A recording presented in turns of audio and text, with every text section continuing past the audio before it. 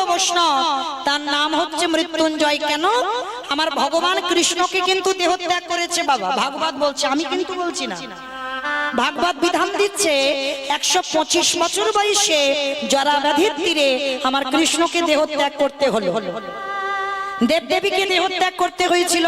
কিন্তু শুধু একমাত্র বাবা ভোলানাথ সত্য যুগে মরণ হয়নি, ত্রেতা যুগে মরণ হয়নি, দ্বাপর যুগে মরণ হয়নি, কিন্তু কলি যুগের মাটিতে তিনি হয়েছেন কমলাক্ষ।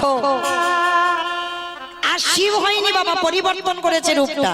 কিন্তু এই জায়গায় আমরা জানবো সত্যতে শিব হলো, ত্রেতাতে শিব হলো, দ্বাপরে শিব হলো, কলিতে কি এমন গন্ডগোল ঘটলো যে বাবা শিব হচ্ছে না?